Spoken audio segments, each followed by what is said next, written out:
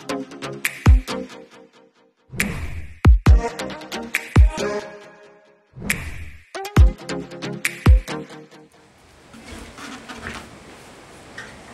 hello guys, welcome back ngayon dito sa ating YouTube channel. So ngayon turo ko sa inyo guys kung paano magpalit ng guitar strings. Katulad nito, try natin palitan yung string nito. Tapos kapalitan natin siya ng ganitong string. So Thomson 8025 yung niya, brand niya. So ito yung papalit natin dito sa ating Arena acoustic guitar na strings. Ituturo ko sa inyo yung pinaka basic na pagpapalit ng guitar strings. So yun lang naman yung ituturo ko sa inyo sa video na to. So ayan, stay tuned guys. So yun, para mapalitan natin yung guitar strings natin, so kailangan lang natin ng tools katulad ng gunting. So para sa kaya ito yung gunting yung ginagamit ko, panghila dito sa bridge pins. Kasi medyo mahirap to kunin, mahirap to ilahin. So gumagamit ako ng gunting para kaklap mo siya dito para mahila mo siya. Meron naman ding proper tools dito pero gunting lang yung ginagamit ko. So ito na nga yung string natin. So open natin siya. Bali yung string na to, Thomson 1 to 6 na siya. So ayan.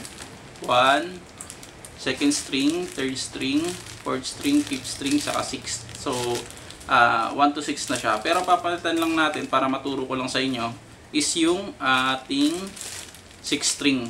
So 6 string lang yung papalitan natin. So, the rest naman, ganun pa rin naman yung procedure sa pagpapalit ng guitar string. Depende yan guys nga pala kung yung gitara nyo is ganito. Kung naka-bridge pin siya. Meron din kasi mga gitara na katulad nito. Ayan, nilagay ko dyan sa screen. Ang una natin gagawin para mapalitan natin yung ating guitar string ay i-release natin or luwagan natin yung ating strings. So, ito kasi nakatono siya. So, ayan.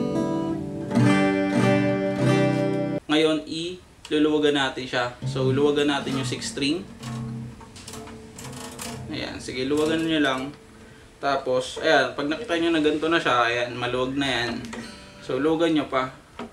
Tapos, tatanggalin nyo dito yung, pag sobrang luwag na, tatanggalin nyo na dito.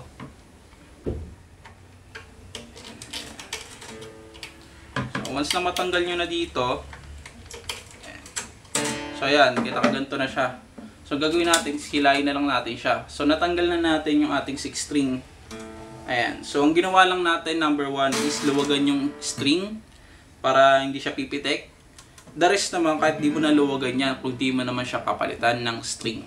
So ang next naman natin na gagawin ay dito sa ating bridge pin, ihilahin na natin siya. Gagamit tayo ng gunting. So itong gunting, kaklamp mo lang siya dito, ipit mo siya dito sa may ilalim ng bridge pin, then hihilahin mo siya. So ayan, one click lang, isang hila lang, umangat na agad yung bridge pin niya. So ayan, gagawin mo na lang, hilahin mo na siya. Ayan, so ito na yung bridge pin natin, tabi lang natin para hindi mawala. Tapos hihilahin mo na yung string mo. So ayan na, ito na yung 6 string natin na luma. Ngayon papalitan na natin siya ng bago. So ganun lang guys yung procedure. So ito yung 6 string natin. Ayan, open lang natin. So ito, bagong-bago. Ayan, ganyan lang po ang pagpapalit ng guitar string. Napaka-basic, napaka-simple. Sobrang dali lang, kayang-kaya nyo magpalit ng guitar string. At syempre, diba, kung meron kang gitara, dapat alam mo yung mga ginagawa para ma-maintain yung gitara mo na maganda. Gagawin lang ulit natin, ganun lang din. Parang pabaliktad lang yung procedure. Ang gagawin natin, isusuksok mo lang siya dito, yung pinakaulo. So may ganito kasi yan yung dulo ng string. So ito, yung gantong dulo ng string, yung may bilog, is dito para sa bridge. Tandaan nyo po, para sa bridge. Suksok natin siya dito, sa butas ng 6 string. Tapos, kunin natin yung bridge pin natin, and then, sabay natin i-diinan. So once na nakadiin na siya, nakaganyan na siya. So makikita nyo, ganyan na yung itsura niya. Ngayon, hilahin natin siya papunta dito sa ating heads. So, dito naman guys, susundan nyo lagi yung pattern. May pattern kasi yung bawat, yung tatlong string sa taas, saka yung tatlo sa baba. So, dito, pa-left siya. So, makikita nyo yan, pa-left yung ikot. So, gagawin natin is pa-left din. Suksok natin dito. Ayan. So, once na nakasuksok na siya ng onti lang, konting-konti lang, kahit ganyan lang. Pwede mo na siyang pihitin yung tuning peg. So, pihitin natin. So, ayan. Tapos, may pakita ko sa inyo na pa-left yung ating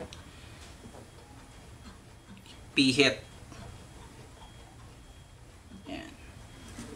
So, ayan na siya. Nakasuksok na siya, guys. Makikita nyo kung di malabo yung sa camera natin. So, ayan. Nakasuksok na siya. Makikita nyo, ayan. Naka-align siya pa-left side, no? Pa-left yung punta ng tatlong string sa taas. Yung tatlong string sa baba, 1, 2, 3, pa-right. So, ayan. So, ang gawin nyo lang, hawakan nyo dito yung string. Tapos, saka nyo pipihitin yung tuning peg. So, ganun yan lang, guys. Kailangan lang medyo matyaga ka dahil medyo masakit siya sa daliri kasi hihilain mo yung string. Ayan.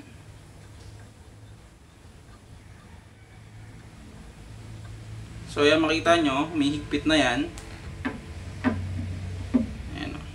Bumababa na siya, ibig sabihin may higpit na siya. So, hila lang. Tapos, medyo mag-a-adjust pa yan kasi minsan umaangat pa yung bridge pin. So, ang gagawin nyo is diinan nyo lang. Ayan, nakadiin na siya. Ayan, tuloy ulit tayo sa pag-pihit. So, ayan, makita nyo, wala na. Ngayon, pwede mo na siyang bitawan pag medyo matigas na. Make sure lang na check nyo lagi yung bridge pin nyo. Minsan kasi tumatalsik yan or umaangat. Kailangan pitan nyo lang. So, ayan na. Naka-align na siya. Kung makikita nyo, ayan. Maayos yung pagkakakabit natin. So, usually, dapat ganito yung pagkakakabit nyo na string. Di yung parang bara-bara lang siya na kung umuumbok siya dyan. So, mas maganda yung naka-align siya. Tapos, kung halimbawa naman guys na mahaba yung string na nabili nyo or mahaba yung string na ipapalit nyo, pwede nyo naman siyang putulan. Para mas malinis tignan, pwede nating ikat. So, sa akin, hindi ko na siya ikakat. Hayaan ko na lang siyang ganyan. So, ayan na nga, naka-align siya na maayos. So, nakabit na natin yung string natin. So, same procedure lang yun guys sa bawat string na sumusunod. So, sa 5th string, 4th string, so ayan, the rest, same lang naman yung procedure. Okay na guys, napalitan na natin yung string natin. So, ang gagawin mo naman is itotono mo na siya.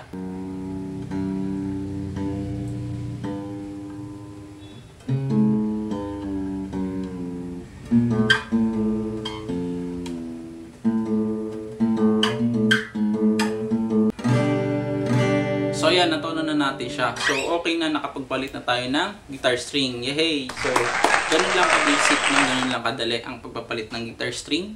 Ayun nga, sana nagustuhan nyo itong video na to guys. Ayan o. So, sobrang ganda na nung... So, make sure lang guys na lagi nyo pupunasan yung inyong guitar strings kada gamit nyo, no? Pagtapos nyo maggamit, punasan nyo ng malinis na basahan or tissue or ganon para lang hindi bumakat yung mga pawis. So ganun lang guys, basics na pagpalit lang ng guitar string yung ginawa natin. So I hope na nagustuhan nyo itong video na to, and don't forget guys to subscribe and click the notification bell para lagi kang updated sa ating mga ilalabas na mga videos. So ayun, thank you guys for watching.